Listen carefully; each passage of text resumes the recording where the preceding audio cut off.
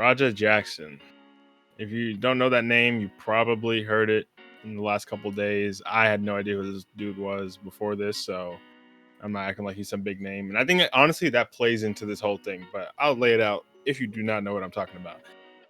So basically, it seems the other night there was this local, smaller wrestling promotion out in LA. Apparently, it's actually run by Rikishi. Eric, I didn't know this, but apparently this is like Rikishi's promotion, so it's like a smaller scale one, but a local show out in LA. And Roger Jackson, the son of Rampage Jackson, who's actually a UFC legend back from like the earlier days of UFC. I'm not too familiar with his career, but I've seen him around. Even if you haven't seen his fights, he's like pretty online as well, like does podcasts. And as of right now, he streams on Kick, and his son also streams on Kick. And apparently, his son is also an up and coming MMA fighter, and they both stream on Kick. So Roger Jackson, the son, pulls up to this event streaming. Apparently, he was invited to come out there, like attend the event, whatever, go backstage, meet the wrestlers. And he comes across this wrestler named Syko Stu, who is this big guy, apparently a veteran with PTSD, but he got into wrestling to help him overcome that. And they meet backstage, and Syko Stu assumes that Roger Jackson is another wrestler. He's built, MMA fighter, makes sense. And he has the camera, so he thinks, okay, we're doing a bit here. So he like they square up a bit. And he's like, oh, you don't know who I am? You don't know who I am? So then he takes a can, an empty can, like a work can, and hits him on the head with it, thinking like it's part of like a whole segment type of thing. But Roger Jackson, not a wrestler, just showing up there to stream, is like, what the hell? And he's like, man, I'll actually mess you up. I'll mess you up. So he gets turned up. He's like, well, hold on. No, we're not doing this. And then the Syko Stu dude was like, the important detail, after he hits him with the can, he's like, and Roger Jackson just stands there. He's like, oh, you're not going to sell it? And for those who don't know, like selling in the wrestling business is basically when you get hit by something, you're supposed to, it's part of the acting. You're supposed to act like it actually had an effect on you. And that's how you make the move look good. You're selling it to the audience. But Roger just takes it. He doesn't flinch anything. He's like, you're not going to sell it? So clearly there was a misunderstanding about him thinking Raja was a worker. And you hear other guys in the background saying, oh, he's not a worker, dude. He's not a worker. Like, that was a mistake. And then dude's like getting in between them. He's like, oh, they're apologizing to Raja. Like, oh, he didn't know. He thought you were one of us, like another worker. So in that moment, there's a bunch of clips that have resurfaced. I'm telling the story, the full context from what I know from now. But these are bits and pieces that have been found out over time. Because there's another clip that isn't as well known where apparently after this, they shake hands. Like the guy's apologizing to him profusely. He's like, oh man, I didn't understand. And Roger's like, no, it's cool, I get it now. You thought this, I thought this. It was a whole misunderstanding. And he said, they squash it basically in the moment.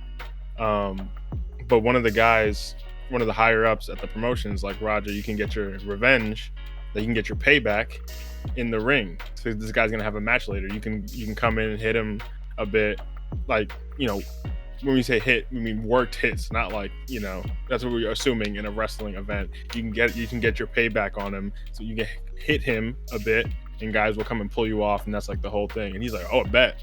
Like, all right, if I can get my payback, I'm cool. Like, we're straight with all this.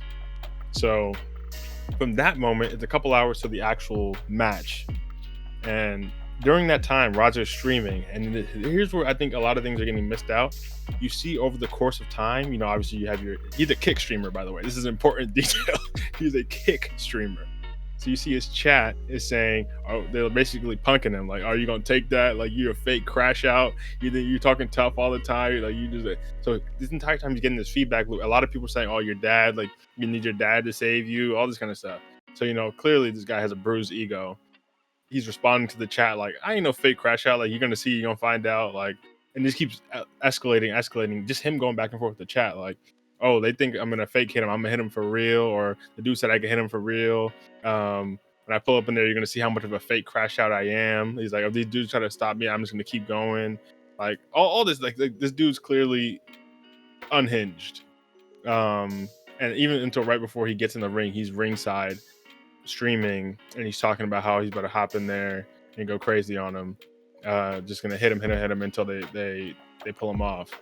So during the match, he slides into the ring, he picks up this what was probably like a 300 plus pound dude on his, picks him up, bam, slams him on the ground, head impact directly. Dude is unconscious as soon as he hits the ground. Like it's wraps.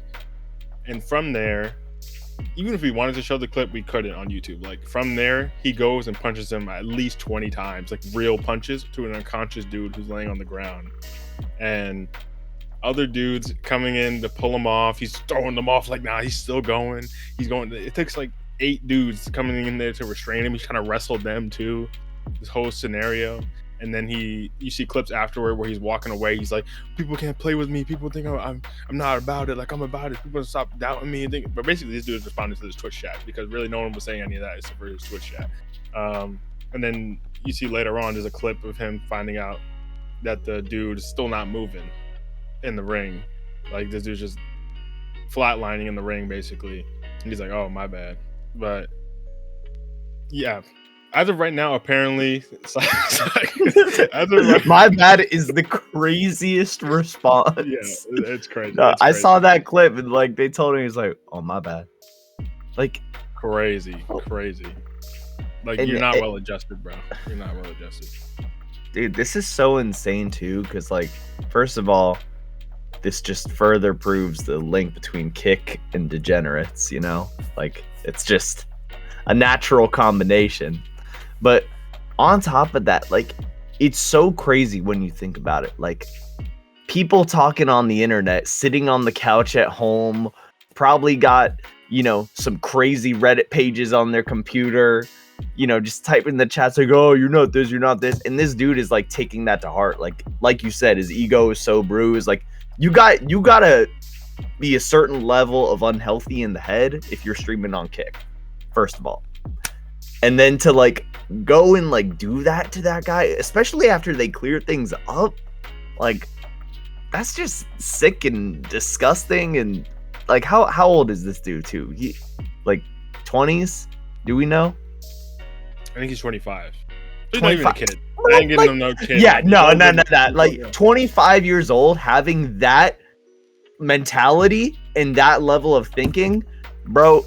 If you go to jail, like, you deserve that shit for a long time. Like, that is just stupid. Like, it's awful. Yeah, and that's a lot of the discussion right now. I just do want to say Syko Stu right now, apparently, finally, he did wake up. He is stable, but he has, like, teeth missing, like, all this stuff wrong with him. He's bleeding out of his ears, eyes, all this kind of stuff in the ring. But he is actually okay now, which wasn't known for a while. For a while, it was kind of up in the air what was going to happen to him. But the discussion has become like, oh, should Roger Jackson, like the LAPD, should they get involved in this? Is this like attempted murder? Is it all these other things? People talking about him going to jail, all this kind of repercussions.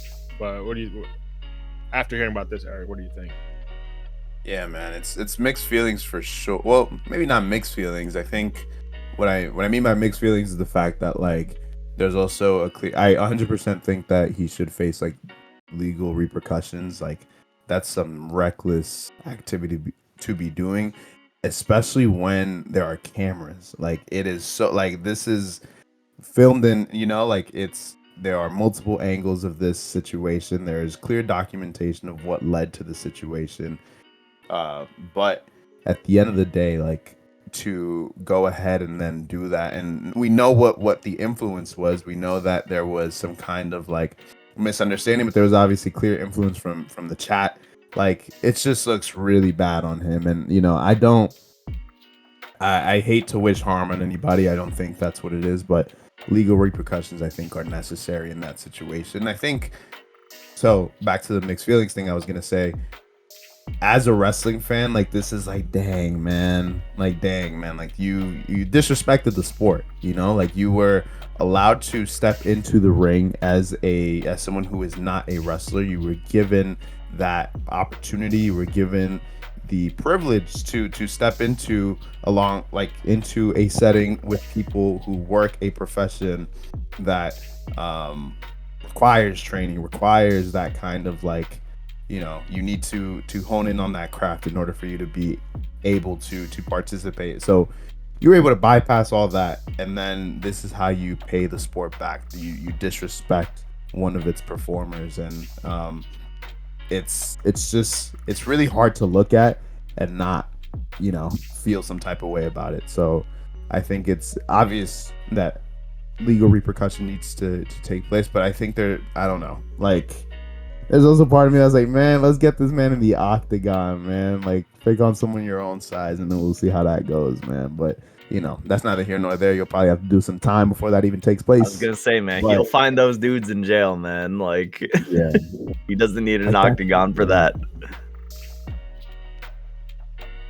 But yeah, I refuse to believe that this is, I don't know, like, it's like one of those things, like, how could this have been a misunderstanding? Like, how could this have gone this far without, like, how did you go to a wrestling event and think that someone who was quote unquote messing with you was just like playing around, or was just like, or was actually trying to like mess with you, I don't know. Like, I'm also having a hard time believing, which I appreciate you, Dre, for like breaking down everything, because I didn't even know.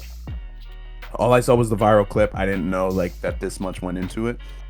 It's hard for me to understand how it gets to this point, if that makes sense, So I'm just like, I have no words, really. Like, I just don't think I believe that. I don't know how it gets to this point, in short. But yeah, legal repercussion for sure. Yeah, no, I definitely think to an extent part of this has to be on the promotion. That was also irresponsible of them to get someone involved who clearly doesn't understand the business from the first interaction. So to say that to this guy, you can hop in here and do this. I think there was maybe a misunderstanding from what that was going to be as well. But I do think, if I'm just giving my opinion on it, I do think he knew what it was meant to be. And I think he took advantage of a situation that he was presented. Like, okay, you can get in there and get your payback. If you know Clip wrestling, farm, bro. Well, yeah, that too. But if you know wrestling, you should know what that really means. But he was like, okay, this is opportunity. Like, he was even saying when he was ringside before he hopped in, like, oh, this guy's not no martial artist. Like, he doesn't train martial arts. I'm gonna show him what real martial arts is about, or something like that. Like, clearly you're gonna take advantage and go against a guy, especially under the pretenses of wrestling. If someone is, because you all understand what this is meant to be, that's assault. Like, that's the same thing as going up to some dude on the street and just taking him out. Like, because everyone's under the same understanding that this is not meant to be a real combat experience. So for you to then turn that into a real combat experience is assault. Like, it is what it is. Especially with the video, dude. Like, he just kept going. Like, it was crazy. If you ever played God of War, man, and got to the part of that game where you're beating Zeus and you just keep punching him, and the game doesn't tell you when to stop, and so you could just theoretically keep punching him for like a minute, 2 minutes straight. I mean, watching this video, it felt like that. Like, he just kept going and didn't stop. It was really disturbing. Yeah, and like, there's definitely like, there's no way in court you could say like, oh, I didn't know. Oh, I thought it was like fine. Like, there's literally no reason to think that. Yeah, it's the wild one. Yeah, like you guys are even saying, the fact that this is even on camera, live for the world to see, it's like dystopian in itself. But that's the world we live in these days. That's Kick for you. That's Kick. Especially Kick. Yeah, some wild stuff's going down on Kick.